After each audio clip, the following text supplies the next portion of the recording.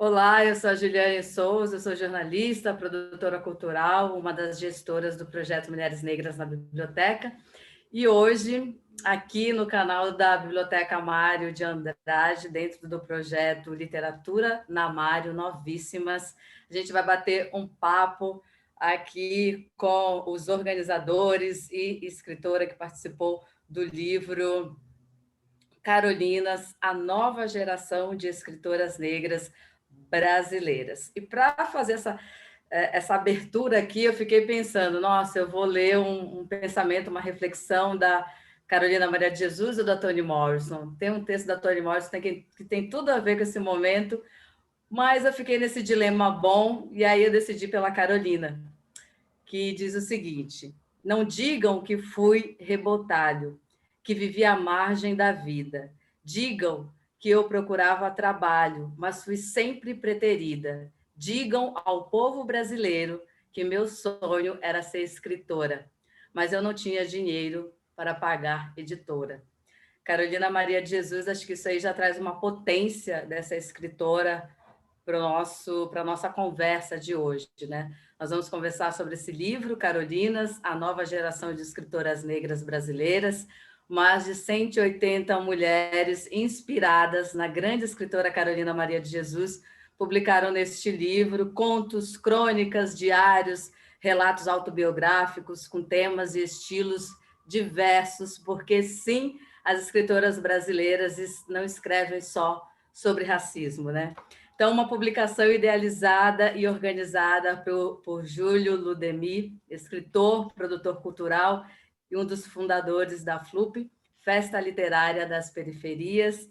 Essa publicação também contou com a contribuição da escritora, e como já disse o Júlio aqui, adiantou os nossos bastidores, a contribuição muito generosa de Eliana Alves Cruz, eleita conselheira municipal de Cultura do Rio de Janeiro na linha de literatura e autora dos romances Água de Barrela e o aclamado O Crime do Cais do Valongo.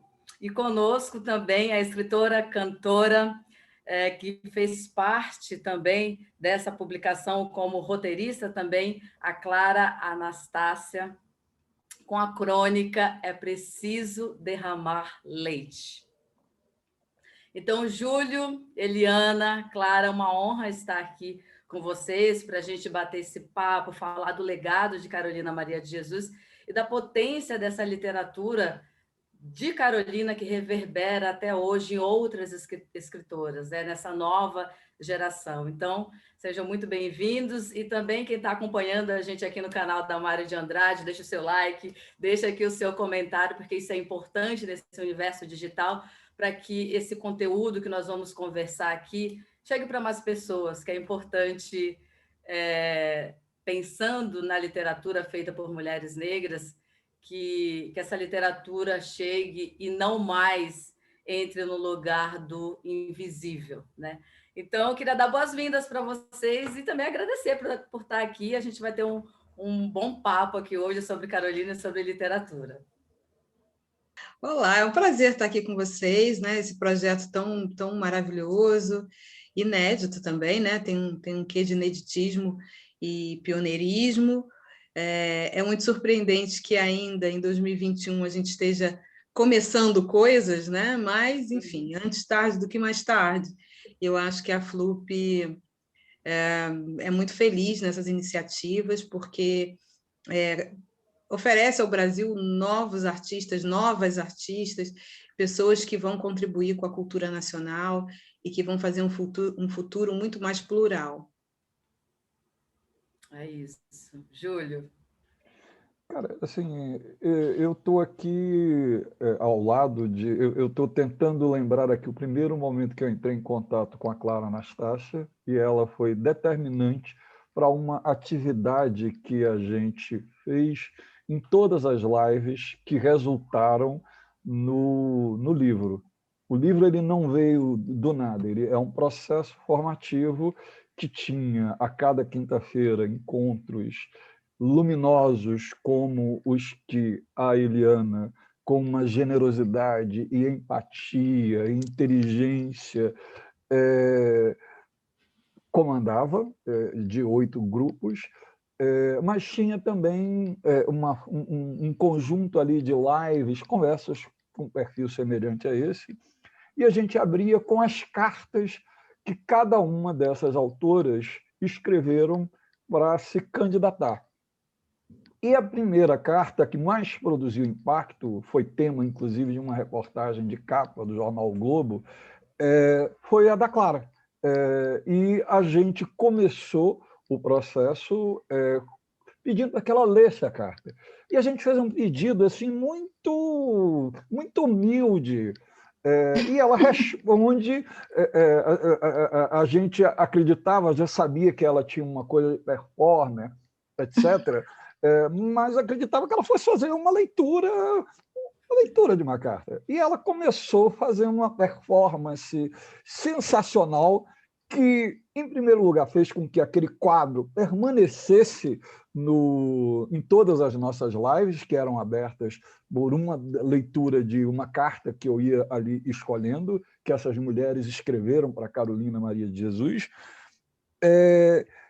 mas ela obrigou que todas as outras mulheres que vieram depois dela performassem. Então, assim, talvez assim, uma das coisas mais charmosas que tinha ali nesses encontros das terças-feiras, para além de figuras altamente poderosas, a própria Eliana esteve numa dessas lives, Ana Maria Gonçalves, Conceição, Veronice, etc. e tal, mas a gente terminava com uma leitura de uma carta.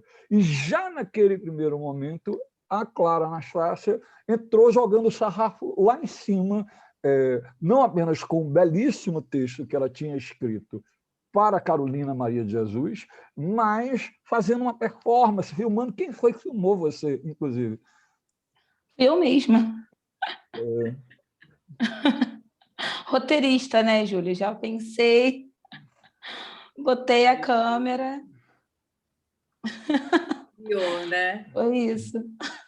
Seja bem-vinda na nossa conversa, Clara. E o Júlio já trouxe um pouco, né, dessa tua arte, né? Hoje eu estava te ouvindo, né, e pensei muito sobre Carolina, gente, porque pouco se fala da Carolina, compositora e cantora, Sim. né? E aí, lendo o teu texto e relembrando o texto de Carolina e fazendo essa referência à Carolina, cantora também e compositora, é incrível ver como isso reverbera em outros corpos hoje, né? Então, eu queria que você trouxesse um pouco disso, se você tem essa referência também, se você pensou em Carolina nesse aspecto também, você pensa ela nesse lugar também da cantora como uma inspiração, da compositora como uma inspiração? Bom, primeiro, muito obrigada pelo convite. Eu estou muito feliz de estar aqui com a Eliane e com o Júlio. Eu realmente... Esse projeto foi um projeto que me bagunçou inteira, assim. Eu já vinha de um processo muito ensimesmado de escrita, assim. Eu escrevo desde criança, porque, enfim, minha mãe e meu pai sempre trabalharam isso em mim, uma expressão, e aí eu lembro que quando eu aprendi a escrever foi uma parada na minha vida, assim. E eu tinha até um poema que saiu num livro de crianças da Pavuna, que era super simples, assim, mas eram sempre poemas, até a minha adolescência. E quando eu descobri essa inscrição, eu falei, caramba, é isso. E aí o Júlio entrou em contato comigo, eu fiquei super impactada, assim, primeiro porque ele falou que tinha gostado do texto, e até então, já há uns 2 anos, eu estava meio que escrevendo muito a trabalho, em roteiro mesmo, assim, e estava escrevendo livremente em casa, assim, né? E eu tinha acabado de ler Águas de Barrela quando tudo isso aconteceu, então eu falei, caramba, uau! Então, eu estou muito feliz de estar nessa mesa, eu acho que, de fato, eu me sinto mais dentro dessas águas que nunca, assim, da escrita. A música faz parte desse meu processo, né, de escrever, porque, na verdade, eu começo a cantar porque eu quero falar. Eu sou obrigada a fazer um trabalho na faculdade, em 2014, numa matéria chamada Performatividades, e eu tinha que escrever um texto. Eu achei ainda em inglês o texto da Grada Quilomba, o capítulo que ela fala sobre a máscara da Anastácia, Memórias da Plantação. Mas eu nem sabia que era um livro. Eu achei esse recorte sobre a Anastácia, e eu, claro, Anastácia, desde criança, livros de oração, santinhos, tipo, tinha quase um altar privado no meu quarto de Anastácia. E aí, lendo essa máscara, lendo esse texto, eu tive esse baque, assim, que eu falei, caramba, meu nome é Clara Anastácia, e eu tô me sentindo tão silenciada ultimamente, sabe? Eu falei, o que deve ter por trás dessa máscara? E aí eu escrevi esse trabalho, e aí dentro disso eu falei, caramba, acho que eu vou escrever umas canções, botar umas canções minhas no mundo, assim, acho que... E eu fazia teatro, então queria muito ser atriz, e estava até num caminho, mas, ao mesmo tempo, eu não me sentia autora tipo, das minhas performatividades, assim. E eu tinha já algumas canções, alguns poemas, muitos textos, que eu tinha certeza que nunca iriam para o mundo. Falava, não, realmente um texto meu não vai rolar, mas uma música talvez role. E aí, porque eu ouvia muito, assim. A Carolina eu descobri há muito pouco tempo, o álbum da Carolina. Eu não tive uma relação com o álbum da Carolina nesse processo todo da música. Ele veio quando eu entrei, de fato, para a turma da Eliane. E aí eu falei, bom, eu vou sugar até a alma e descobrir tudo sobre Carolina. E aí eu descobri esse álbum que é absurdo, é lindo, que para mim é tão impactante quanto o livro, assim. Mas eu acho que a minha escrita ela é uma grande colcha de retalhos, assim, entre os meus textos e as minhas canções. É quase que uma coisa desemboca na outra, assim. Depois que eu escrevi o texto para o livro, eu escrevi uma música chamada Cum Dum Cum, que, na verdade, enquanto eu estava escrevendo, eu escrevi a música, mas aí ela não coube no texto. E aí as coisas vão se misturando um pouco, assim, né? E aí eu acho que tem uma identidade nos dois, mas, ao mesmo tempo, uma coisa é uma coisa, outra coisa é outra coisa. Assim, é quase como se a música fosse o discurso interno dos textos, assim. Você lê o texto, aí você escuta uma música minha e você fala, tem a ver. Tem a ver, mas eu acho que os textos são mais sobre a minha infância, a minha relação. Eu tenho uma relação com memória muito grande. E as músicas são mais sobre a minha presença, assim, o meu corpo no agora. E é mais ou menos isso. Clara, você trouxe aí falando que o álbum da Carolina chegou recente, né? A obra da Carolina, para muita gente, ainda é recente.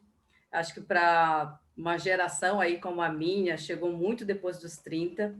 E aí eu queria ver com a Eliana e com o Júlio, quando que vocês tiveram o primeiro contato com Carolina Maria de Jesus? Conta para a gente como que foi esse primeiro impacto ao ler e olhar para essa obra e olhar para essa autora do ponto de vista estético, da potência toda estética que tem a obra, e a potência social também, mas acho importante a gente falar dessas construções estéticas, porque eu acho que fica-se muito na questão social quando se fala da Carolina, né? E a gente acaba esquecendo que a Carolina, ao contrário do que a gente ouve falar de muitas mulheres negras, escritoras negras, que sabe que é escritora, mas tem esse medo e leva muito tempo para se assumir escritora, a Carolina ela tinha uma certeza absoluta, independente de qualquer coisa, que ela era uma escritora. Né? Ela estava nas condições ali sociais que não possibilitavam,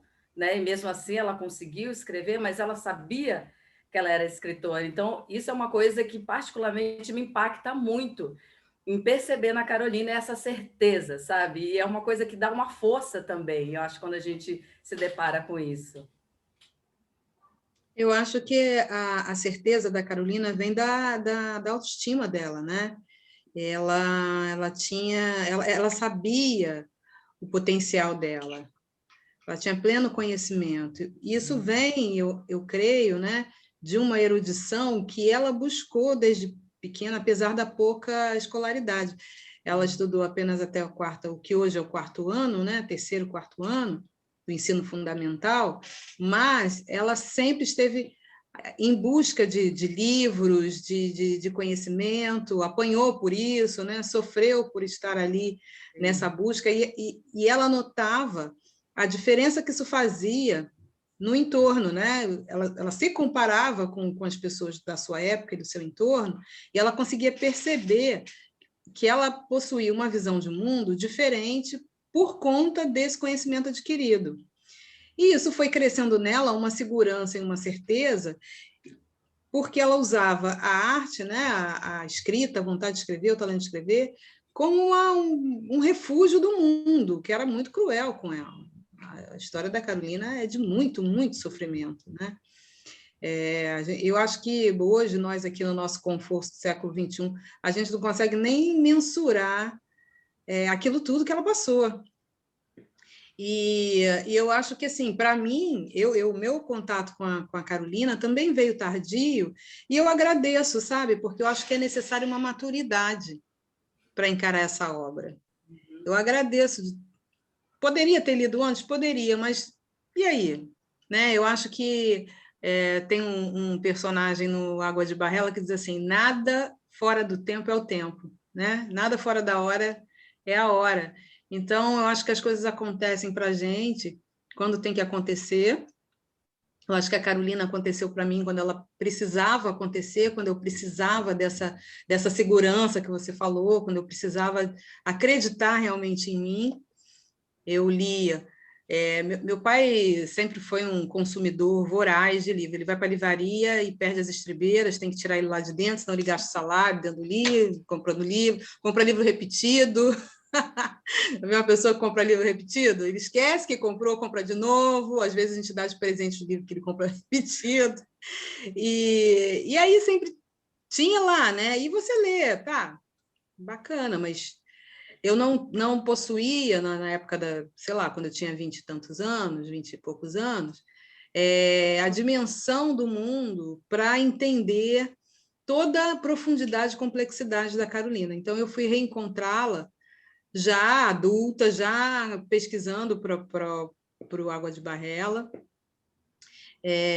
Sabia, óbvio, que era uma autora muito, muito poderosa, mas eu não tinha a total dimensão da Carolina Maria de Jesus, né? Porque quando eu fui pesquisar as minhas ancestrais e revisitei essa obra, muita coisa fez sentido, né? Muita coisa fez sentido, muita coisa ali eu consegui realmente dar o peso real. E aí, pronto, né? E a gente entende a grandeza dessa autora, não apenas para o Brasil, mas para o mundo, para a diáspora africana, para todas as pessoas que descendem dessa crueldade, dessa menos-valia, dessas pessoas que foram jogadas num quarto de despejo da sociedade.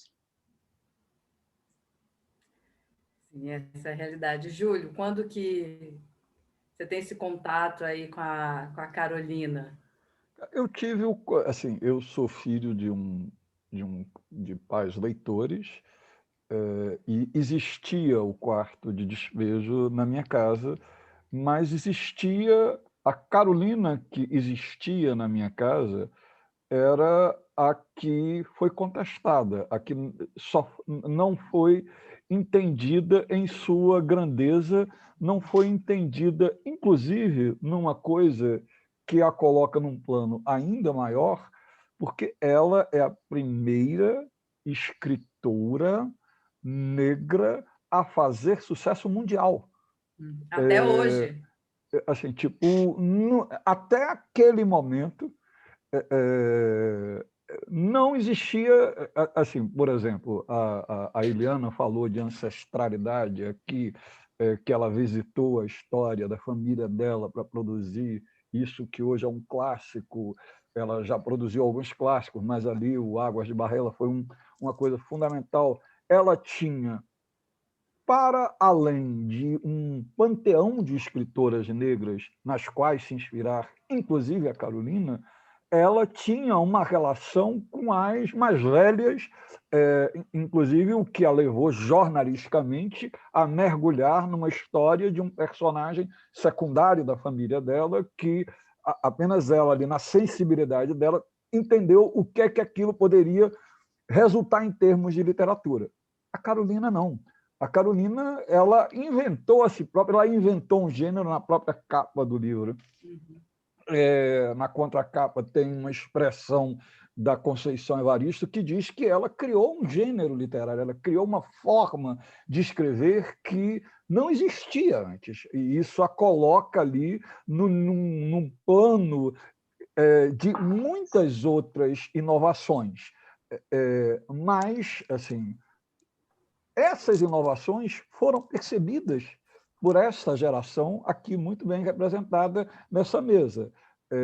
Não foi uma... Eu não sou exatamente uma criança, mas eu não sou idoso o suficiente para ter lido Carolina ali na década de 60. Eu ali, um pouco mais tarde, existia a presença dela na minha casa, mas a presença dela era a daquela mulher que falou sobre a miséria brasileira, aquela mulher que catava no lixo a sobrevivência dos filhos, e possivelmente, se eu a tivesse lido com aqueles olhos, eu não teria me contaminado, entende, com esse repaginamento do que é a Carolina Maria de Jesus, apresentada como uma grande narradora. Quando você começa a ler um livro da Carolina, você não para de ler. E ela é uma grande narradora, ela te conduz, ela consegue fazer, inclusive, uma coisa que eu não acredito que seja uma das grandes virtudes dessa potente geração de escritoras que está aí, que chegou para ficar. Ela tem um poder de síntese absolutamente extraordinário. 3 dias para Carolina podem ser reduzidos em um parágrafo, e você percebe toda a movimentação daqueles 3 dias em 5 ou 6 frases com que ela costura uma narrativa.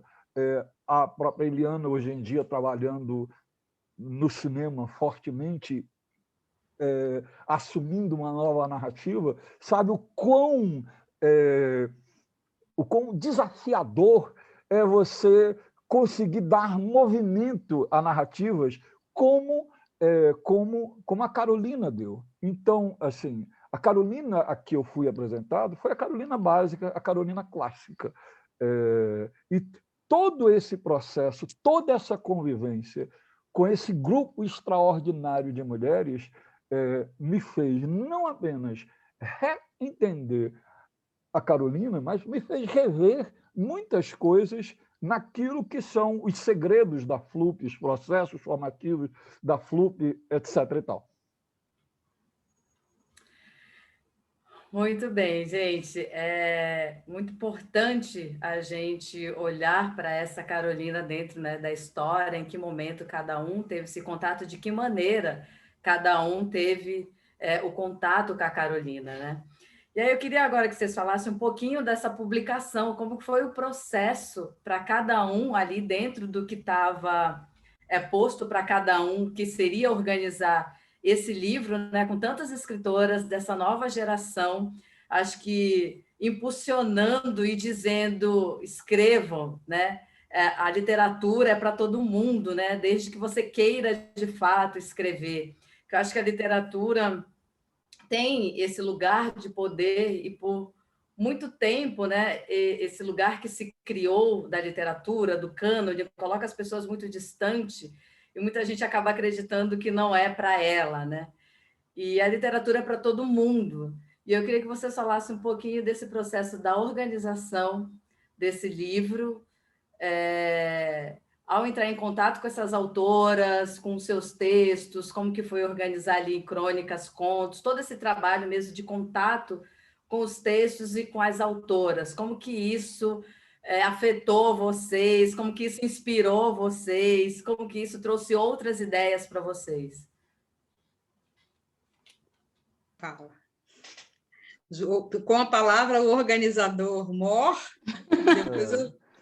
Mas, assim, porque foi toda uma coisa muito horizontal, assim, quando, assim, eu acho que a ideia de fazer a homenagem à Carolina, ela surge de uma mesa mágica que a gente produziu na FLUP de 2019, que era a Carolina que habita em mim, saúda a Carolina que habita em você, mas que é uma dessas ideias meio malucas que você vai tendo e que você não sabe que você toca numa certa equilíbrio das estrelas ali. E aí veio a Conceição Evaristo, tinha Ana Maria Gonçalves, veio a própria Vera, aquilo foi as mulheres invadiram, tinha um público extraordinário de mulheres negras, porque, de fato, todas as mulheres negras têm uma Carolina dentro de si, e no próprio começo do processo, quando a gente propõe que mulheres escrevam cartas para Carolina Maria de Jesus, esse foi o corte para dizer quem a gente incluía ou não incluía, todas as mulheres falaram de uma Carolina que existia, ou como avó, ou como mãe, ou como tia. Esta Carolina, ela existia na vida de todas essas mulheres. Havia, no entanto, uma boa notícia, pelo menos até aquele momento, que elas falavam meio que saudosamente, nostalgicamente, dessa Carolina, dessa mulher solo que morreu de fome, que fez tudo para não sei o quê, e todas elas tinham um enorme respeito por elas, mas falavam ali como a mais velha, como uma ancestral, e não como se a Clara fosse uma Vera Eunice, ou como se a Eliana fosse uma própria Carolina. Todas elas dialogavam, falavam, inclusive, de uma leitura tardia da Carolina. Havia uma outra coisa também, que mesmo aquelas que tiveram leituras tardias, a gente atraiu um público de professoras muito grande, que usaram e usam Carolina muito bem como formador de leitor e de novos leitores. Um menino ali numa escola pública, quando leva aquela... assim, vê a mãe, vê, assim, produz empatia, produz reconhecimento, que é uma das coisas fundamentais na leitura. A leitura, ela serve para te levar ao outro, mas o outro mais importante a que a leitura leva é a nós mesmos. A leitura é uma plataforma por intermédio da qual nós nos conhecemos. E, no caso da mulher negra brasileira, não havia essas referências, tanto no que a Clara Anastácia criou, como que a Eliana criou, como que a Conceição criou, etc. E tal. Tudo o que aconteceu depois desse processo é uma coisa nova. O próprio momento em que a Eliana, que eu ousei convidar a Eliana para ser uma das orientadoras ali, foi uma orientadora inspiradíssima, generosíssima, que criou uma empatia extraordinária, e parecia que ela estava cuidando de si própria ao cuidar de cada uma dessas mulheres. E cada uma, assim, o que eu combinei com um grupo de 8 orientadores, era o seguinte: você tem 50 páginas aqui e é um livro seu. Nenhuma respeitou as 50 páginas, todas elas estouraram, o livro ficou enorme. Mas, como é que se diz? Terminou sendo um livro que a Eliana colocou na cabeça dela, como a Ana Paula Lisboa colocou um outro livro na cabeça dela, como a Milena Brito colocou um livro na cabeça dela. E aí, mas eu falaria tanta coisa que eu terminaria invadindo um espaço em que certamente as duas teriam ali para falar desse processo, dessa generosidade. E assim, o tempo inteiro eu via como se a Eliana tivesse, assim, cara, até 4 ou 5 anos atrás, eu era uma mulher como essas aí, como essas 30 que eu estava. Eu estou botando uma palavra na boca dela e ela nunca me disse isso, mas o tempo inteiro eu tinha essa sensação de que ela estava cuidando de si própria. Ao cuidar daquelas 30 mulheres que ela estava orientando. É isso mesmo, Eliana? É sim, é sim. Eu acho que um dia eu ainda vou escrever um livro sobre a morte do talento, né? Eu tenho muita pena quando eu vejo determinadas pessoas que mataram o talento dentro de si porque ou toparam com uma avaliação equivocada ou naquela hora X recebeu uma palavra que não, né, de desincentivo. E eu acho que esse é um terreno muito delicado para mulheres negras, né? A gente tem traumas da escola. A escola quase sempre é um local de muitos traumas para nós. E a produção de texto, o trauma dentro do trauma. É comum a gente ter relatos de pessoas que tinham seus textos usados como exemplo de como não fazer, de pessoas que foram humilhadas por professores orientadores, né, e desestimuladas a seguir um determinado caminho de pesquisa, por exemplo, quando se atinge um grau maior, porque, enfim, né, não acham adequado. E, superando tudo isso, as pessoas vão trilhando seus caminhos, mas ficam pedaços, né? Ficam mágoas, ficam feridas, ficam cicatrizes, tem uma ferida narcísica muito grande, né? Em mulheres negras. E isso é explicado por todas as opressões, todas as coisas que a gente vive, e a escrita, ela se torna um objeto de desejo, mas as pessoas acabam não se vendo ali.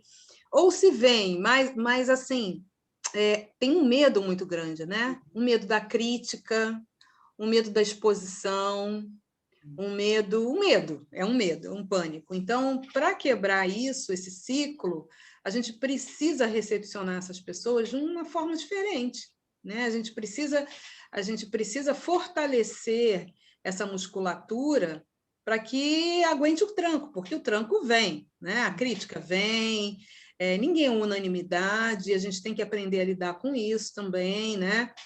Mas eu acho que nesse momento de formação, e a FLUP é um processo formador, é aquela hora que a gente precisa ser a mola que vai impulsionar essas pessoas, né? E não o contrário, né? E não o contrário. A gente não pode ser mais um obstáculo na vida das pessoas. Então, eu encarei com muita responsabilidade, entendi que éramos 30 pessoas ali, né? 31 comigo. Cada uma tem uma voz, cada uma tem um jeito de contar, ninguém conta uma história da mesma forma, então existe espaço para todo mundo. Eu acho que a gente tinha que eliminar entre nós, porque isso é uma coisa plantada pela própria colonização, a competição predatória, né? Então, acho que foi muito lindo esse processo de todo mundo publicar, porque isso existe, existe a síndrome do negro único, da negra única, existe tudo isso, né? Então, sabedora de todo este processo cruel, né, que não é culpa de quem está ali, e é consequência, né, desse processo todo, que temos aí quase 4 séculos, né, de métodos reatualizados de crueldades e apagamentos, etc., etc., sabedora disso tudo, eu tentei criar um método, né, de chegar nos corações, nas mentes, sem massacrar. E eu acho que deu certo, né?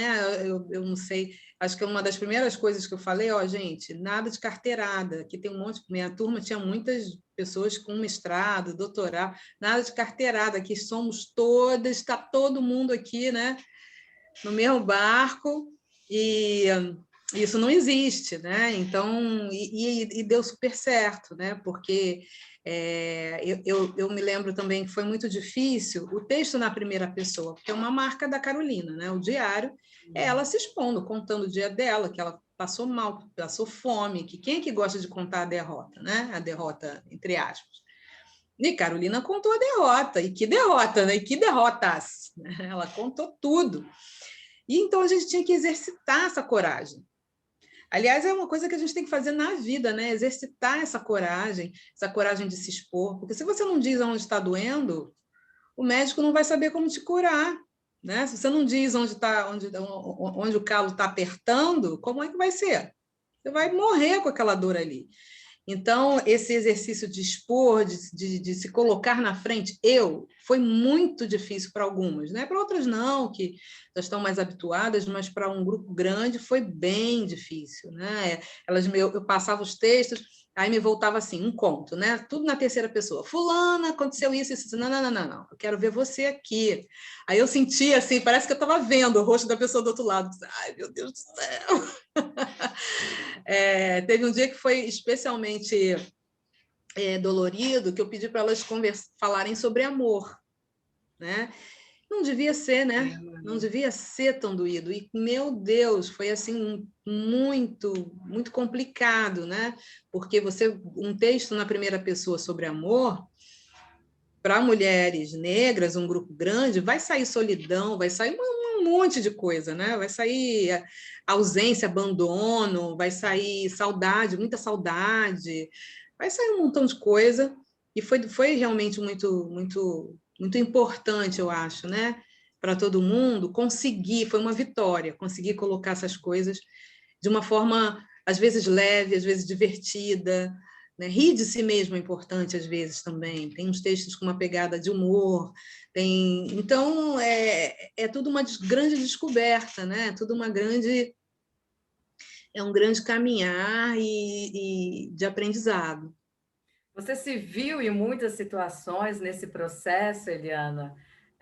Sim. Nesse processo de incentivar e de acolher essas novas autoras, esse exercício de escrever? Exatamente. Eu fiquei pensando assim, bom, se eu estivesse começando a escrever hoje o Água de Barrela e viesse uma fada, assim, um anjo, dissesse assim, olha, escolhe aí uma orientadora aqui, uma pessoa para te orientar. Eu queria que fosse uma pessoa que me acolhesse, né, e que entendesse a minha insegurança, né, a minha insegurança de saber se o texto é bom, se não é, né, a minha insegurança, eu queria que fosse uma pessoa com quem eu pudesse trocar. E foi o que eu tentei exercitar, né, com a turma.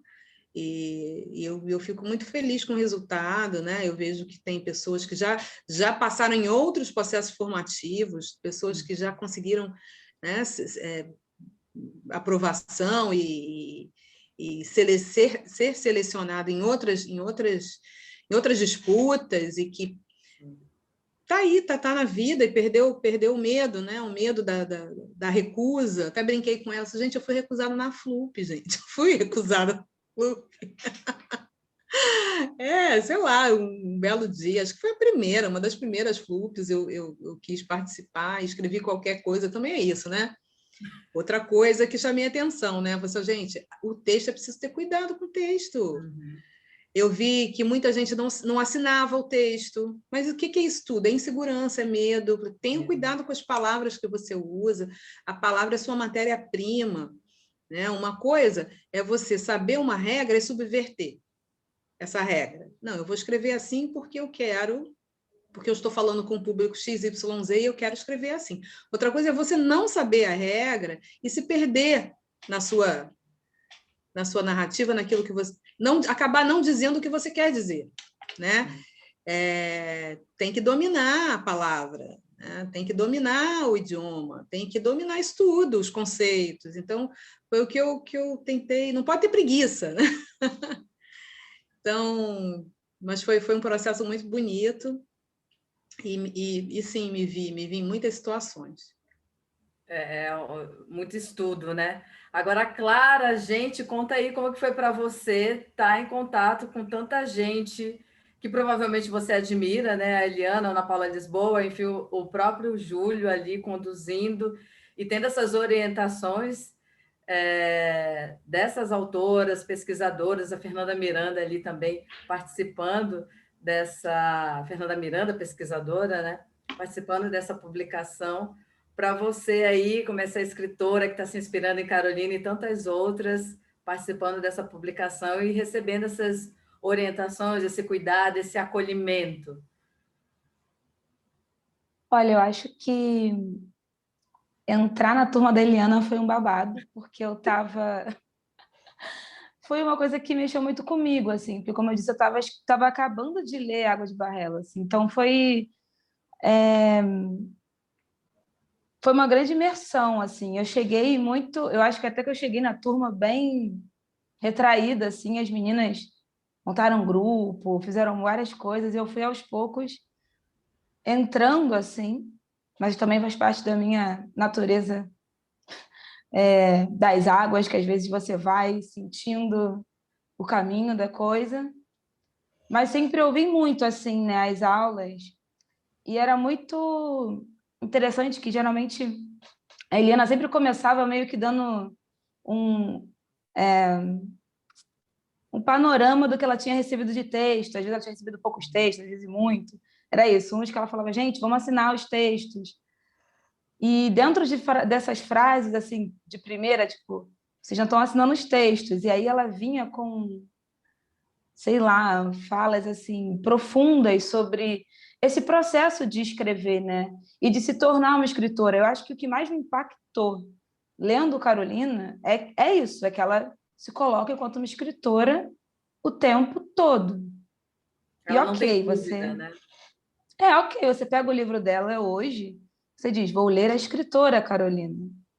Mas eu fico pensando, quem pegou, sabe, é tipo, ou ela mesma, né? No caso, ela, quando ela pega aqueles papéis ali que ela escreve, aquele amontoado, caderno, eu também tenho a minha imaginação de como era, assim, para ela.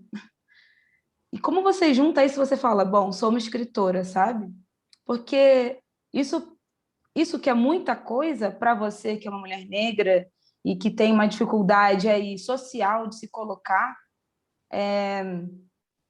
parece que é muito pouco, né? E quando você entende que essas palavras que você reúne e transforma numa crônica, num poema, num livro, elas são muito além do que isso, elas são o seu corpo no mundo, e eu acho que essa é a minha maior lição, assim, das vezes que a gente se encontrou com a Eliana, realmente é você entender que a sua escrita é um corpo no mundo, assim, sabe? É um desdobramento de você. Não é só um filho, uma filha, é um desdobramento de você na memória, no afeto, na hora de dormir de alguém, ou quando está indo para o trabalho, ou quando para um momento em casa para ler, sabe? É um desdobramento de ideias. Eu, como uma mulher do santo, acredito muito que a ancestralidade, ela existe no sentido de vida mesmo, e a Carolina ela foi quase que invocada mesmo, sabe? A gente eu sinto que foi esse processo todo da FLUP foi um grande ritual, assim, né, de acender a fogueira dessa ancestral, sabe? Eu conheci a Carolina muito nova, na verdade, minha mãe era muito fã de Carolina. E, para mim, ler Carolina junto com a Eliana, com as meninas, e fazer essa busca, né, de si mesma dentro da obra de Carolina foi exatamente isso que a Eliana falou, assim, é o momento certo, né? Tem a hora, às vezes, você recebe um tesouro e fica ali com ele, meio não sabe o que fazer. E aí, quando você descobre, né, que aquilo é um tesouro de fato, você fica um pouco perdida, assim. Então, eu lembro que em vários encontros, assim, eu dava uma desligada na tela e ficava assim, nossa, meu Deus do céu, tipo, é profunda, as águas são profundas aqui, sabe? E tem uma coisa que eu até escrevi há pouco tempo sobre isso, assim, até pensando nesse encontro, que a gente, né, acho que a comunidade negra tem esse lugar de ocupar, né? Ocupar e resistir nos espaços. E eu sempre tenho muitas questões com a palavra ocupar, assim, porque eu entendo às vezes que ocupar é você ocupar um espaço que às vezes ele já não serve mais para ninguém, sabe? E eu acredito que reinventar e resistir é muito importante. E eu acho que esse processo todo que começou na mesa e que abriu essa convocatória e que teve essa organização, esse encontro de mulheres, não nos faz querer ocupar um lugar nesse espaço literário do Brasil, mas sim reinventar esse lugar, né? E resistir nesse lugar. Porque eu acho que o que a Carolina fez é realmente reinventar um lugar. Ela estava ali, naquele lixão, naquele estado, e ela reinventou tão forte esse lugar através da escrita, que hoje a gente consegue ter um lugar na escrita, sabe? Ter um lugar enquanto autoras, ter realizadoras, colaboradoras dessa autora, sabe? A Eliana é uma colaboradora da Carolina, ela é uma semente da Carolina, sabe? E eu acho que é um processo, é circular mesmo. Acho que quando a Eliana fala, gente, sem carteirada, para mim é um movimento importante também da gente conseguir se entender também o que é ser uma semente, sabe? Que é de fato que a gente pensa semente, a semente brotou e virou uma árvore gigante, mas não. A semente também é sobre estudar a terra, né? Tipo, se permitir ser plantada. Não é só sobre florescer do nada, mas se permitir ser plantada. Eu acho que esses encontros foi isso, assim, todo mundo se permitiu ser plantada pelas mãos da Eliana, sabe?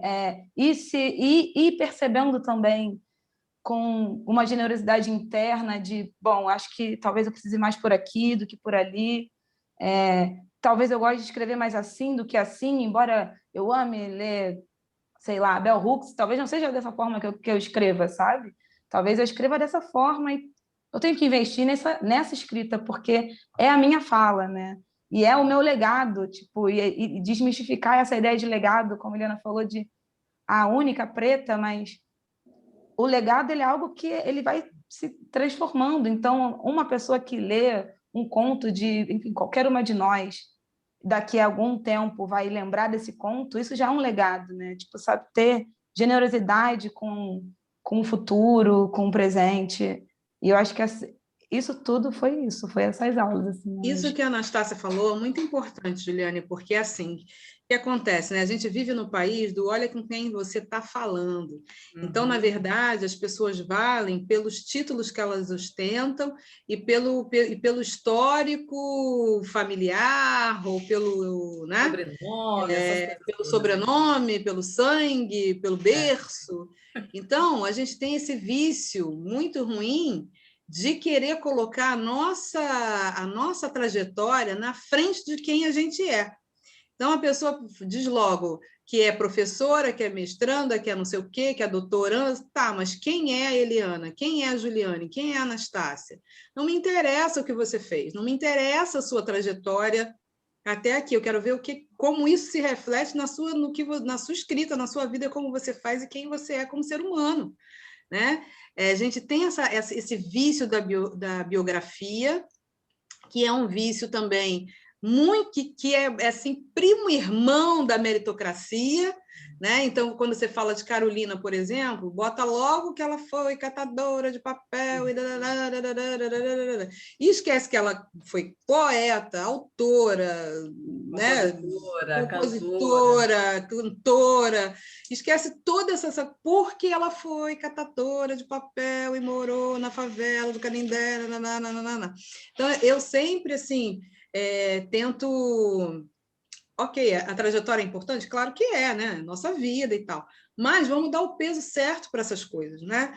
Eu acho que a gente tem um desequilíbrio com isso. Conceição Evaristo, vocês são uma professora, mestra, doutora em literatura, sem sombra de dúvida, a autora mais importante do século XXI até o momento é Conceição Evaristo. Acho que não existe dúvida quanto a isso. E me irrita quando eu pego uma matéria de jornal e as pessoas, porque ela foi babá, não sei o quê. Em algum momento da vida dela, precisou trabalhar de babá. Mas isso não define a Conceição, isso não define a Carolina, isso não assim como, sei lá, o fato de eu ser jornalista é um pedaço da minha vida, é uma coisa importante, mas isso não me define. Então, eu acho que a gente se despir desses títulos e dessas coisas é muito difícil, porque a gente é treinado, né, para se esconder atrás deles. Então, aí você tem um e-mail assim, professora estrelinha, mas não é seu nome. Aí você tem um e-mail que não é o seu nome, e você não assina o texto, como é que eu vou saber quem você é? Gente, vamos parar com isso, vamos botar o nome nas coisas, sabe? Sem os títulos, vamos botar o nome, fulano de tal, ponto. Ou como você quer ser chamada, né? Eu me lembro que a SESC queria o nome dela em caixa baixa, SESC, é isso, é o seu nome, né? Mas a gente precisa ter isso é preciso coragem para fazer, né? Uhum. Porque a gente a gente está nesse mundo que exige da gente esses títulos para o mercado, né? E a gente está ali vivendo dentro dessa coisa do mercado e a gente esquece do que daquilo que faz a nossa humanidade de fato existir, que tem a ver com a nossa essência, que é isso que era a Carolina, né? Então, quando a Exatamente. Carolina tem essa certeza que ela é escritora, tem a ver com a humanidade dela. Então, ela não pode ser reduzida ou apenas vista por um aspecto, né? Nós somos diversos em nós mesmos, né? A Asa Nigeri, uma escritora, pesquisadora, ela fala muito disso, né? Maravilhoso. Somos pluriversos, é isso, todos nós somos. Então, quando a gente entra no perigo da história única, aqui citando a Chimamanda também já, de olhar as pessoas só por uma perspectiva, a gente diminui essa pessoa, diminui a humanidade dela. E eu vejo que isso acontece muito com as autoras negras, com as escritoras negras, com as pensadoras negras, com pessoas negras em geral, que estão tentando viver, fazer florir a sua humanidade, mas aí a gente vive numa sociedade que está o tempo todo empurrando para um lugar muito duro, específico, que não tem a ver com a humanidade, né? Que é essa exigência de ter títulos para você poder ser visto de alguma forma. Isso é muito cruel, né? E Juliane, desculpa. Não, pode ir, estamos batendo papo. Não, eu acho que isso também nos gera assim, uma dificuldade mesmo, até de conseguir discutir a ideia da própria negritude, a ideia do que é ser uma mulher negra, porque a gente entra num sistema quase que massificado do que falar, como falar, do que se escreve, como se escreve, e eu acho que é importante a gente conseguir entender que nós temos subjetividades assim latentes, né? Que não somos um bloco único com o mesmo pensamento, da mesma forma, com o mesmo formato. Não, assim, eu acho que até mesmo por uma questão de construção, sabe? Eu fico pensando às vezes nas favelas, assim, na Pavuna, que é o lugar onde eu vim.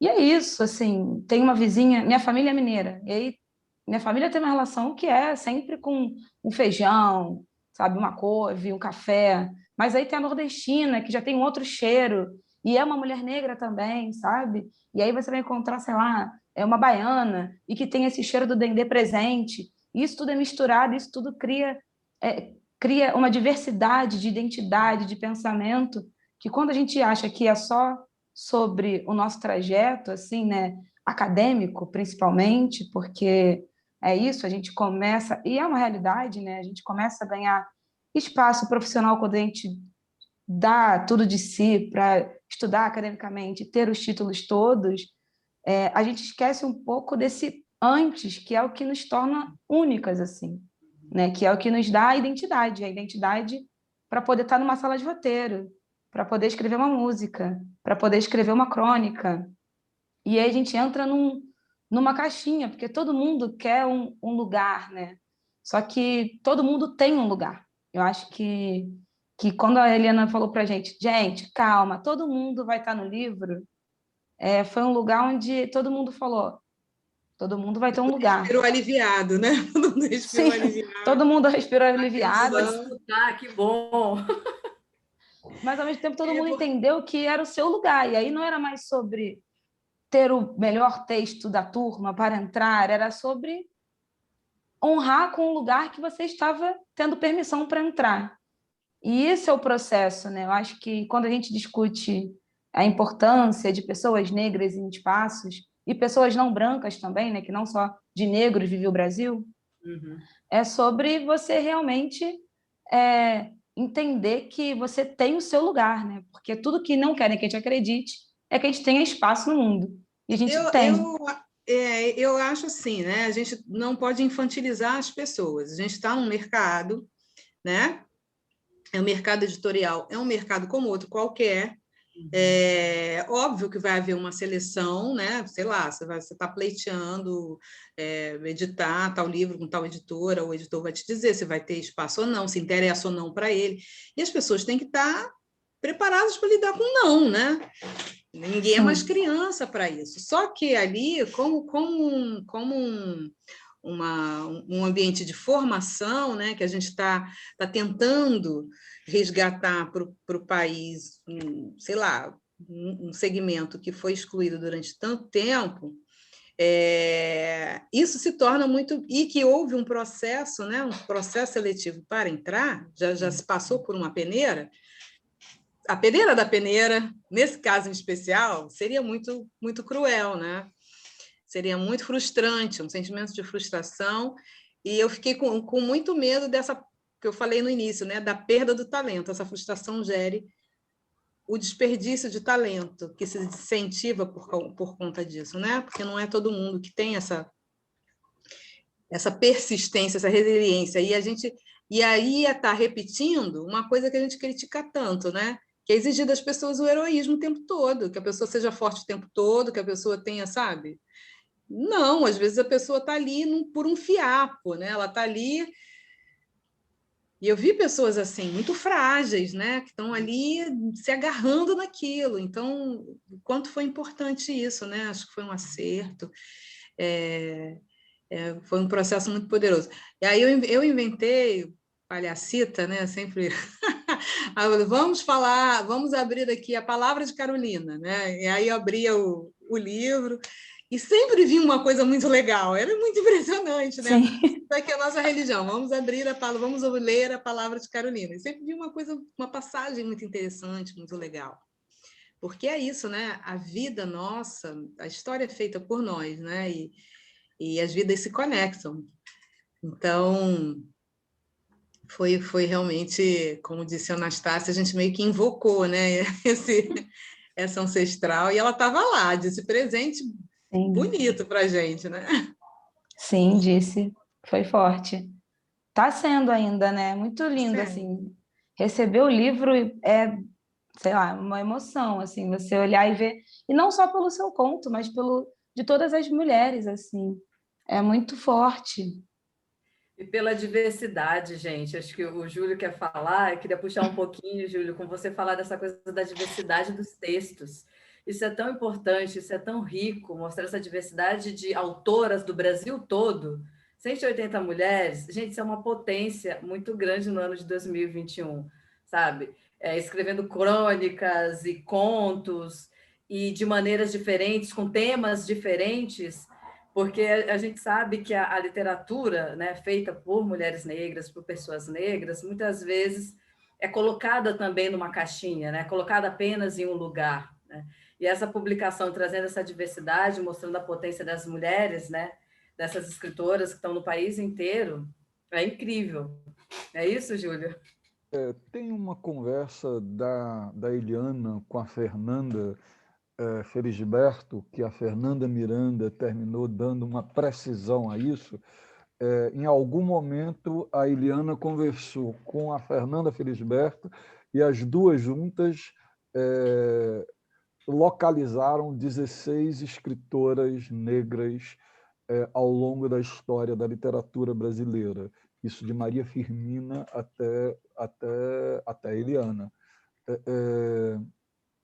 Esse livro ele tem 181. A Fernanda, quando leu, inclusive, a citação que eu fiz à Eliana, ela me pediu licença para corrigir e disse eram, acho que agora não estou com um número preciso aqui, mas acho que são 29 romancistas negros ao longo da história e 45 contistas negros ao longo da história, negros e negras.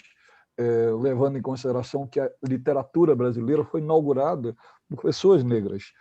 Inclusive, Paula Brito, que era um grande editor, era um editor negro. Machado de Assis, o primeiro romance brasileiro, é produzido por um homem negro.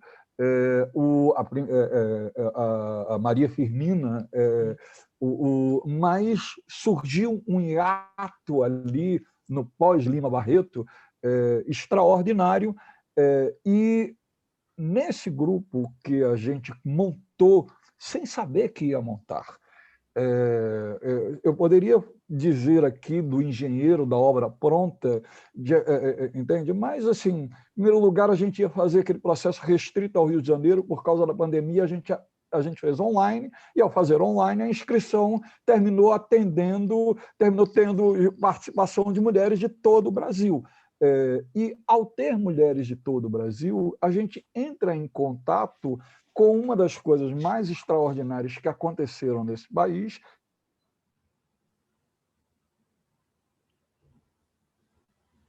Travou.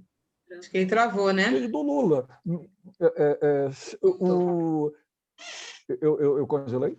Oi, Congelou. deu uma congeladinha. Foi um pouquinho só. Foi.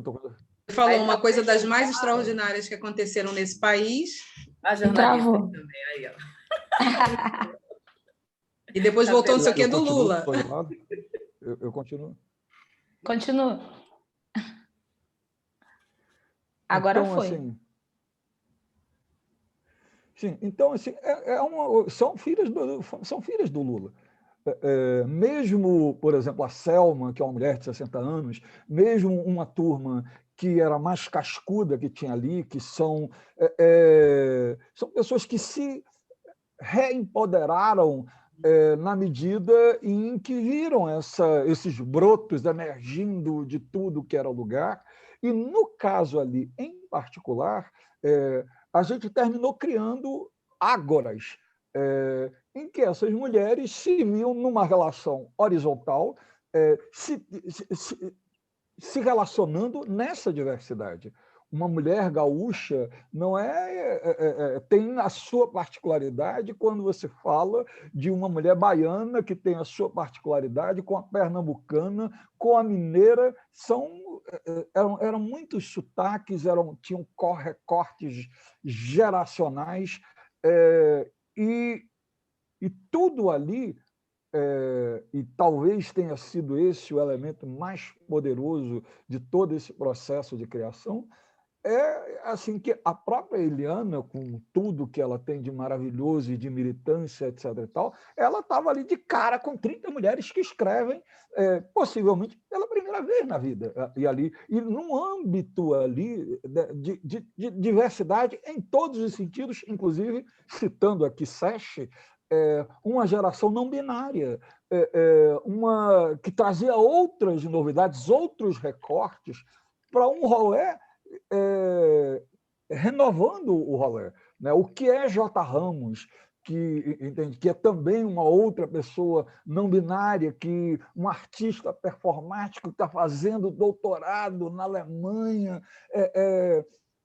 Assim, existia uma outra complexidade aqui que eu acho que a Anastácia também representa muito bem, é que, se você pegar a trajetória da Anastácia, parece que esse corpo não comporta mais apenas um tipo de narrativa. Você vê que ela é produtora, você vê que ela é atriz, você vê que ela é música, você vê que ela é escritora, e isso não é a Clara Anastácia, isso é uma característica dessa geração. Se você vai na Ana Paula Lisboa, ela é produtora, ela é jornalista, ela é não sei o quê. Por um lado é correria, por um lado é sobrevivência, todo nós está tudo ali precisando pagar uma conta e vai pagar uma conta no que rola, mas é também algo... esse corpo não cabe mais nele. Eu queria só lembrar uma última coisinha aqui, na coincidência da Anastácia, eu tenho a lembrança de que você levou o Yuri Cruz. Nas suas generosidades, Sim. Você levava umas outras pessoas ali. E o Yuri Cruz fez uma coisa que eu não sei, eu vi quando ele fez aquilo pela primeira vez, que foi o santinho da Anastácia sem a máscara. E aquilo produziu um impacto. Na mesa da grada, que estava dando a Conceição. Isso. Então é isso, as mulheres, e o Yuri trouxe, tiraram mas... O Yuri faz parte. O Yuri é um grande amigo, primeiramente, assim.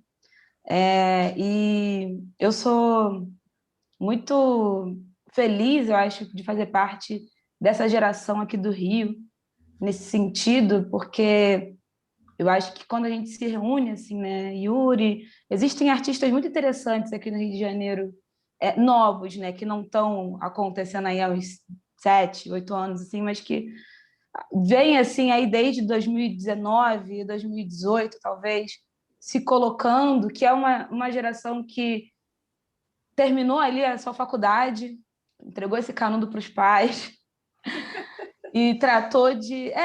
também, né? Porque é importante isso para as famílias negras, assim. Mas olhou para o lado, assim, viu tudo aquilo que poderia acontecer, e acho que, Júlio, isso faz muito parte disso que você está falando sobre a gente se desdobrar em milhões, assim, mas é da gente olhar e falar, caramba, meu pai queria muito, isso é real, meu pai queria muito que eu fizesse educação física. Não rolou, com certeza, não era o meu caminho. Mas eu fui, fiz estética e teoria, ainda estou fazendo, inclusive, mas eu olhei para o lado e falei, caramba, tá aí, eu gosto muito de escrever, e o roteiro foi uma área que me abriu. Gosto muito de compor e cantar, e essa foi uma possibilidade também.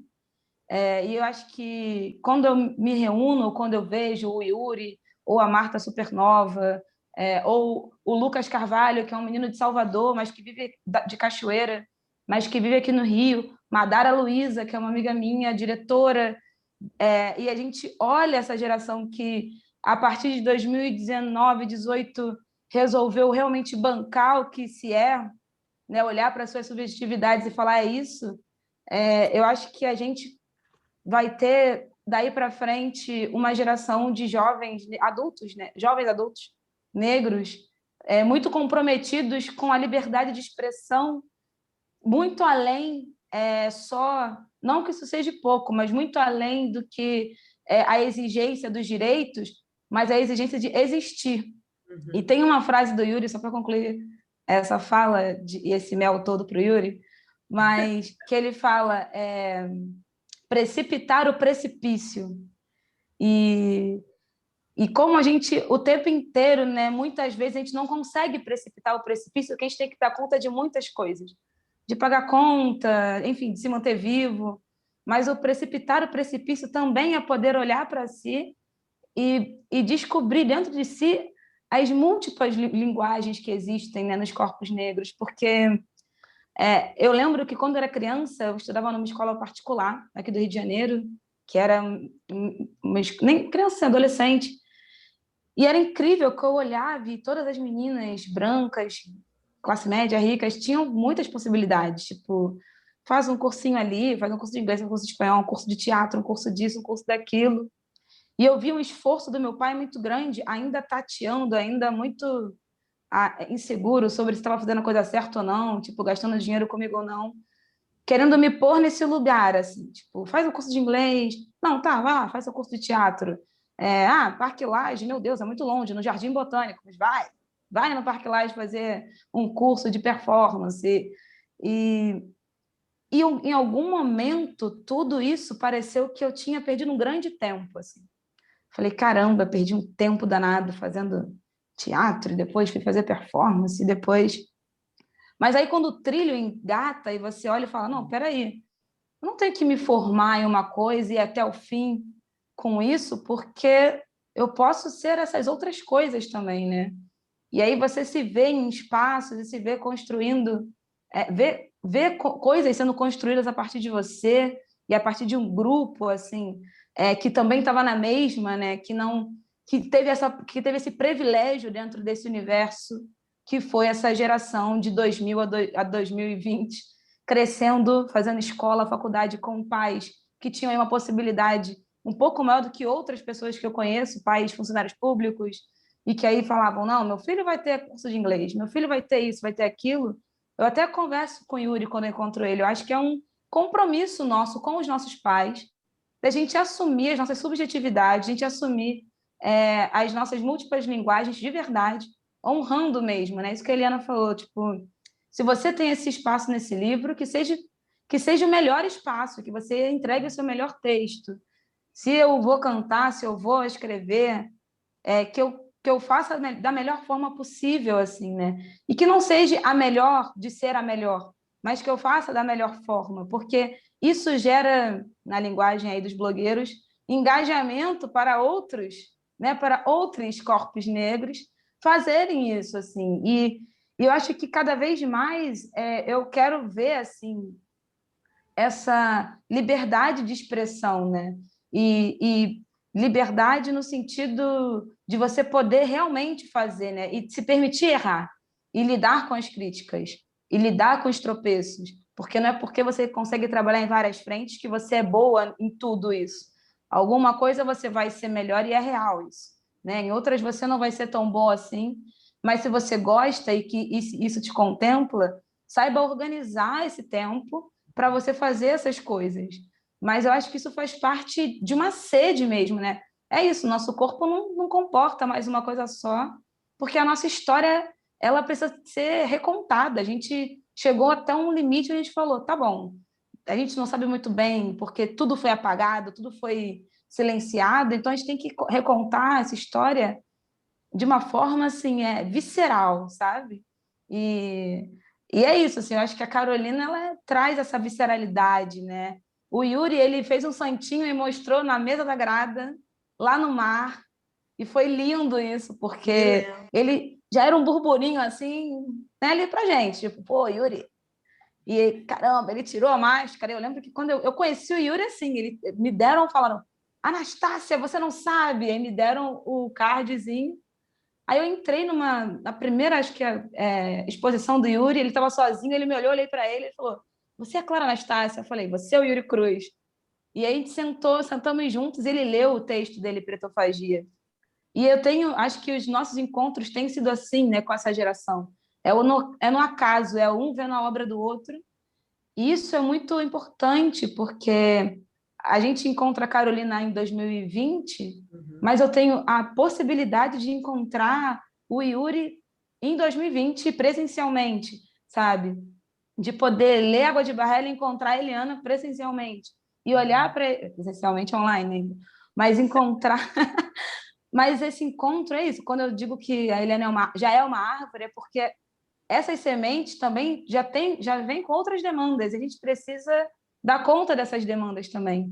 E não é tipo sem heroísmo, dar conta coletivamente. A gente não tem como mais a gente eleger a escritora, a diretora, o performer, porque é urgente a nossa vida, né? É urgente se aquilombar, é urgente. Então, o que sobra em mim eu passo para o outro, e o que sobra no outro vai para o outro, e a gente vai criando essa corrente, né? Tipo, esse vínculo, esse elo mesmo, né? Que vai dando. E aí é isso. Quem está puxando é a Conceição, quem está puxando essa corrente é a Dona Carolina, quem está puxando essa corrente, sabe? Tá na frente, não está atrás, né? Elas já são o futuro, na verdade, né? A Carolina já é o futuro, porque a gente já está falando sobre ela para o futuro. Então, ela está lá na frente, puxando a gente. A gente está aqui ainda se desdobrando, né? Nesse agora, nesse presente, para conseguir, tipo, dar conta disso tudo, né? Se somos muitos, né? Por que ser só um, né? Somos mais de 54%, então tem que ter muita escritora de crônica, conto, enfim, de romance. Então, por que reduzir as nossas possibilidades a apenas uma? Sabe, o país aí a gente perde, né? Isso é uma coisa que a gente sempre fala dentro da proposta do projeto Mulheres Negras na Biblioteca, que a gente tem que ler a autora negra para aumentar o nosso repertório, tornar as nossas conversas mais interessantes, ter o que a gente, né, aprende, ter outras possibilidades, outra maneira de olhar para a sociedade, sabe? Outros olhares, isso torna a nossa vida muito mais interessante, né? E aí eu fiquei pensando muito no que você falou, Clara, da questão de criar espaços, né, de reverter. E aí eu pensei na FLUP como uma dessas possibilidades que surgiu aí de criar espaço, porque a gente pode reivindicar estar em alguns espaços, sim, mas outros eu acho que a gente precisa criar mesmo, da maneira que a gente acredita que tem que ser. E eu acho que a FLUP é um desses espaços, né, que surgiu aí como essa proposta de criar e de colocar outras possibilidades de narrar diversos temas da nossa sociedade, né? E isso é muito rico para a gente, acho que todo mundo ganha. A gente perde quando a gente coloca mais da metade da nossa população à margem de tudo isso, né? Agora, quando a gente coloca todo mundo para dentro, dando possibilidade de ser diverso, a gente ganha muita coisa, né? Ganha muita coisa. Eu acho que eu sou assim, eu sou uma pessoa muito inquieta. Eu me desafio muito como escritora, né? Eu me desafio nos formatos. Eu escrevo, agora eu vou escrever uma poesia, agora eu vou escrever um conto, agora eu vou escrever uma crônica, agora eu vou escrever um roteiro. Agora eu sou roteirista. Descobri que eu escrevo bem roteiro, né? Porque os meus livros têm uma pegada visual. Todo mundo Muito. que fala, puxa, isso aqui dá uma série, dá um filme, E eu descobri que eu escrevo bem roteiro. Enfim, eu sou uma pessoa que me desafio muito. Eu ficava sempre com muito receio de dar aula, porque eu achava que eu ia ser uma professora chatíssima, porque eu não ia aceitar que os alunos ou as alunas ficassem ali naquele reme-reme de cumprir a tarefa, entendeu? Então, eu quis arrumar um jeito de estimular as pessoas a se desafiar, né? Porque é isso que faz você crescer. E encontrar a sua voz, encontrar o seu jeito o que você faz melhor e o que você faz melhor com prazer, né? Porque também tem isso. Tem uma frase muito boa da Fernanda Montenegro que eu adoro, que ela fala: não basta ter talento, há que ter vocação. Então, às vezes, você tem até jeito, você canta bem, mas você não tem a menor vocação para ser cantora, gravar não sei quantas horas, ensaiar não sei quantas horas, não beber gelado porque vai afetar a sua garganta, ter a disciplina para ser uma cantora, né? Então, às vezes, você tem talento, você escreve bem, mas você não tem a menor vocação para seguir aquela carreira, mas não vai saber se você não... Né? Então, essa experimentação é importante, né? Não se contentar com o pouco. A gente pode melhorar, gente, pode melhorar. Melhora aqui, olha isso, olha aqui, olha aí. Então, eu acho que isso é muito importante, né?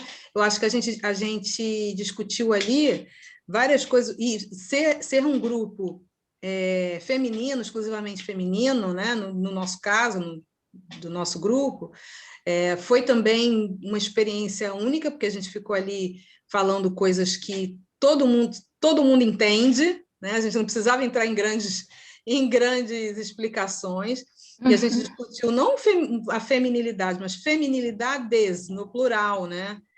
A gente tinha mulher cis, mulher trans, pessoas não binárias, lésbicas, pessoas, enfim, todos os tipos de orientação, e isso foi demais enriquecedor, né? Demais enriquecedor, porque são todos os pontos de vista de um prisma, né? Um grande prisma.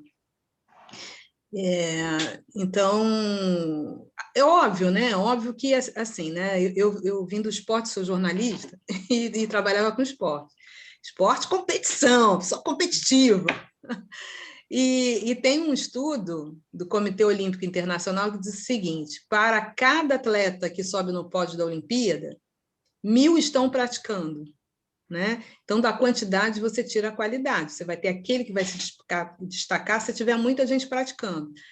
Eu acho que o mercado acaba funcionando mais ou menos assim, só que entram outras forças aí, né?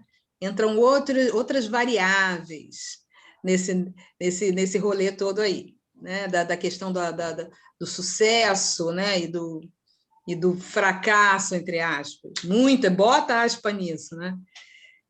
A gente foi... E aí, recriar lugares passa por isso, porque descolonizar o olhar também é isso, né?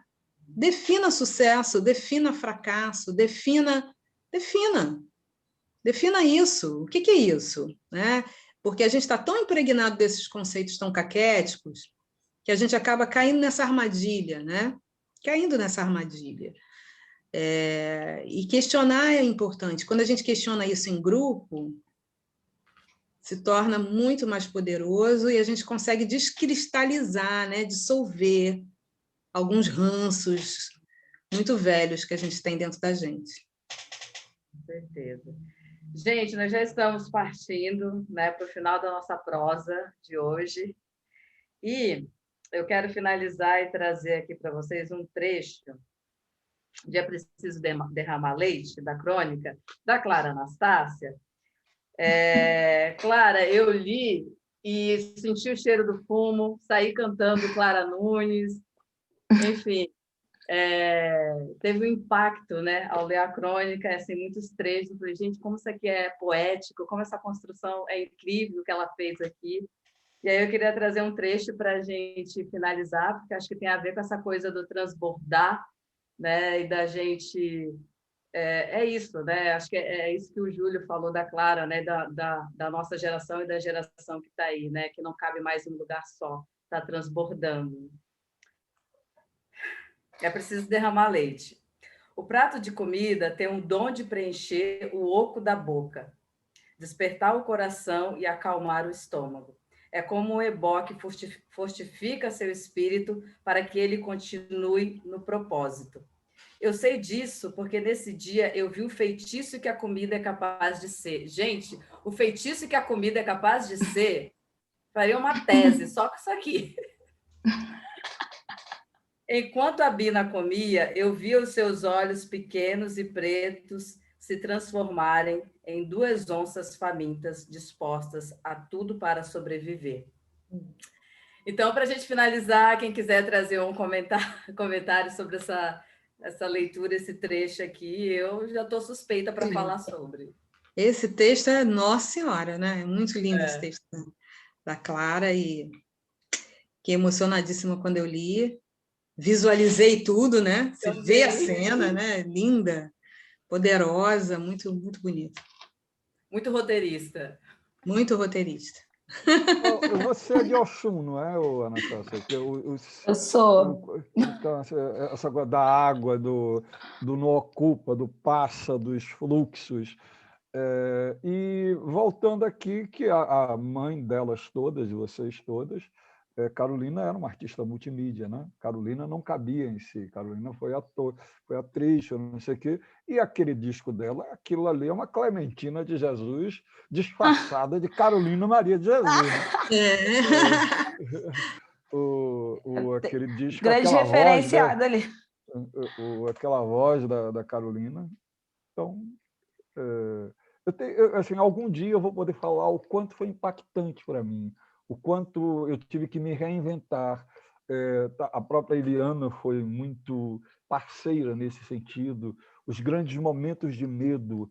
Eu era um homem branco, heterossexual, idoso, e que estava assim, eu era um elefante numa sala de cristais, entende? Então, assim, cada passo meu e cada erro meu, ele repercutia, e eu cometi erros, e eles repercutiam muito. E porque eram muitas sensibilidades que estavam ali juntas, e juntas muito potentes, assim. E eu tive muitas dúvidas, eu tive muitos medos. Era um lugar que eu não tinha direito a erro. Eu acho engraçado ter um amigo, eu não sei o quanto vocês conhecem, que é o Bruno Duarte, que é um menino brilhante da geração da Clara, e ele falou uma frase uma vez que eu revi lendo A Grada Quilomba, que era: o negro não pode errar. Mas houve um momento em que, quando eu entrei num corre que, em tese, não é um corre meu, o que é que eu estou fazendo aqui? Né? Entendendo aqui toda essa diferença, e uma vez eu falei para ele assim: cara, eu não posso errar. E ele foi muito duro assim comigo, porque dizendo assim: não, quem não pode errar sou eu, porque, né, tudo aquilo que cai nas costas do corpo negro ao longo da história, a partir dos pequenos erros, de qualquer pequeno erro. Mas eu, efetivamente, assim, eu tinha muita margem, a margem muito pequena, porque tudo ali mexia com subjetividades e delicadezas ali. E eu sou muito grato. Em vários momentos eu expus esses medos a Eliana, que, para além de ter sido muito presente na vida desse conjunto de mulheres, ela foi de uma imensa generosidade e lucidez e parceria conosco ali na FUB, em particular comigo. É isso, gente. Muito obrigada. Eu posso só falar uma coisa sobre esse Pode trecho do sim, texto? pode tudo. Se quiser cantar, também pode aqui. É porque eu tenho, né, uma coisa que eu percebi assim ao longo, quando eu parei para ver assim as coisas que eu escrevia e o caminho que eu acabei entrando na escrita, na minha escrita, né, aquela que está lá no Drive do Google, que só eu acesso, como a comida é presente, assim. Eu, com a Boa Filha da Oxum, cresci na beira do fogão da minha avó, assim, aprendendo a cozinhar. E uma coisa que minha avó falava muito, e inclusive esse livro me fez me desdobrar nessa vivência com a minha avó, que não é a Bina, que essa é a minha tia-avó, que é o amor da minha vida, mas a minha avó que já faleceu, assim. E aí, depois que eu escrevi esse conto, ao longo das aulas com a Eliana e ao longo desse fim tenebroso 2020, esse início mais tenebroso ainda de 2021, eu escrevi 9 crônicas assim sobre o quintal da minha avó, né? E todas sobre a comida, dessa relação da comida com a minha avó e de como tudo tinha uma coisa com comida, nem tudo era só comida, mas tudo meio que relacionado a isso, assim. E a minha avó me disse uma frase, e eu lembrei dessa frase escrevendo esse texto. Eu estava cozinhando com ela, uma mulher da Oxum também, velha, bem velha, morreu muito velha. Ela virou para mim e falou assim: a comida ela é um feitiço. Você pode levantar alguém com uma comida ou pode botá-la doente para sempre. Então, toda vez que você vai cozinhar, você tem que saber muito bem o que você está querendo cozinhar e a intenção que você bota nessa comida. Que é um fundamento, assim, para quem vive em terreiro, sabe que se você vai cozinhar para o santo, você não pode cozinhar para o santo pensando no dia de amanhã. Você tem que pensar naquilo ali, na intenção, e estar muito concentrado, porque aquilo vai alimentar as pessoas, vai alimentar o santo, né? Minha avó tinha uma coisa com alimentar as pessoas muito forte. E essa coisa do feitiço, assim, essa palavra feitiço era muito presente, é muito presente na boca das mais velhas da minha família, tanto da Bina quanto da minha avó Vardecê. E eu herdei assim com muita força, né? De como nós mulheres negras muitas vezes a gente é taxada de feiticeira e tudo mais, mas desde criança eu achava o máximo ser feiticeira, assim, achava o máximo, tipo, ir na benzedeira, ser benzida, queria era pegar mais um raminho de arroz e sair batendo em todo mundo. E eu comecei a entender que essa era a grande força, assim, né? Não que eu seja aí uma IA e nada disso, mas que eu consigo, tipo, transformar as coisas em pequenos feitiços, né? E que a comida, ela é o grande feitiço, assim. E que nesse momento onde a gente está com um país passando fome, assim, né? Cada prato de comida, ele de fato é um feitiço. Uhum. É um encantamento, né? É uma fortificação dos corpos negros, assim. Então, muito obrigada por ler esse trecho, assim, porque ele também eu acho que é o meu cristal, assim, que quando eu escrevi, eu falei, caramba, esse parágrafozinho é a história da minha família. E é engraçado que é ele que todo mundo vem falar comigo, vem falar sobre ele, assim. E eu nem botava tanta fé. Sim. Memória afetiva, né? Para concluir, agradecer imensamente a Eliana pela paciência e pelo carinho com a nossa turma, e ao Júlio, que me fez aquela ligação. Eu nem estava assim, estava em outro mundo. Ele me ligou e ele falou: não, seu texto é muito bom. Eu fiquei assim, isso me deixou tão... eu não tenho a palavra ainda sobre isso, mas que eu fui assim resgatar meu blog quando eu tinha 14 anos de idade, que só não era privado, assim, falei, gente, eu vou catar, vou dar uma lida, né, no que eu escrevo, porque aí eu me liguei que eu nem lia, eu só escrevia e jogava no Drive. Eu falei, bom, vou dar uma lida. E naquela semana eu já estava meio que Falei, bom, vai que rola o negócio das Carolinas, vou dar uma olhada aqui. E aí eu falei, gente, eu tenho 96 textos no meu Drive. Eu falei, como eu escrevi tudo isso? Aí eu fui dando uma lapidada, eu falei, gente, muitos textos da minha mãe, tipo, falando sobre as mulheres, e eu falei, caramba, logo nesse momento de Água de Barrela, meu Deus, como a vida é. Aí, tipo, bum, Turma da Eliana. Então, assim, é... que bom que isso aconteceu. Eu tenho certeza que todas nós que escrevemos estamos muito gratas, assim, e em saber que a gente está num projeto da FLUP. A FLUP é uma entidade assim, que todo mundo que acredita num país melhor, num Brasil melhor, entende assim, que é uma colaboradora, sabe? É alguém que está do nosso lado. E, Júlio, é óbvio que a gente vai errar, né? Todo mundo vai errar sempre. Já dizia aí, né, o samba, todo mundo erra, todo mundo. Mas é isso, assim, eu acho que a gente pensar num país, né, quando a gente fala, todo mundo está na boca do povo, né, do nosso povo, decolonizar, vamos decolonizar o pensamento. E é isso, né? Decolonizar o pensamento é sobre a gente errar e a gente ter embates com pessoas queridas, é sobre pessoas queridas abrirem nossos olhos. Eu acho que o Bruno é um garoto muito potente, inteligente, um corpo de fato no mundo, sabe? Conhecedor, assim, das coisas. Mas a gente vai sempre ter pequenos, grandes embates, mas o que importa mesmo são aqueles que estão na guerra com a gente, né? Assim, que estão nessa batalha. Quem vai errar, mas não vai largar nem o escudo nem a espada, né?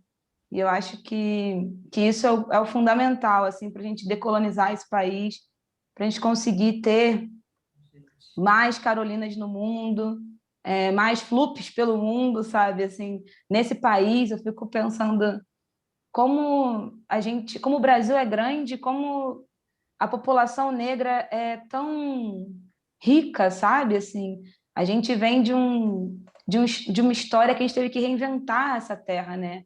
Encantar essa terra para a gente existir. Às vezes eu fico viajando sozinha, eu falo, caramba, a gente resistiu mesmo, a gente sobreviveu, né? Somos aí mais da metade do país, viemos escravizados com um tratado de morte super atualizado até hoje, e a gente, e como diz a nossa mestra Conceição Evaristo, a gente combinou de não morrer mesmo, a parada é séria, sabe?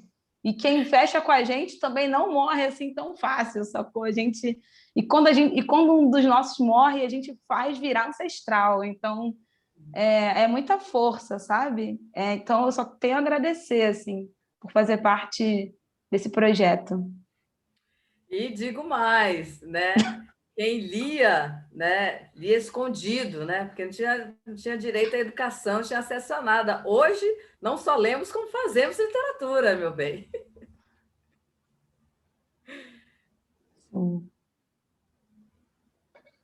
É isso, né? A Anastácia é Oxum, eu sou Iemanjá, e como tal eu sou mãezona, né? Então, é difícil para mim não cuidar, né, das pessoas, não cuidar, não colocar no colo. É um exercício que eu tenho que fazer às vezes, porque, né, nem todo mundo merece. Então, é um exercício Sei que eu bem. preciso. É um exercício que eu tenho que fazer de desapego, mas nesse caso, com a FLUP, foi um casamento muito, muito feliz. Eu me sinto muito grata por vocês existirem, por estarem na minha vida, cada um e cada uma. Nossa, inesquecível esse processo.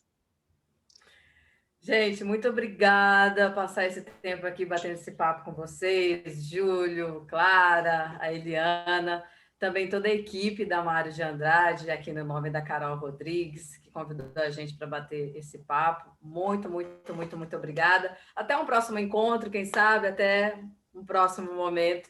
A gente volta a falar de Carolina, de Maria Firmina dos Reis, enfim, tantas outras autoras maravilhosas que nós temos por aí. Eliana Alves Cruz, né? Por que não? Clara Anastácia.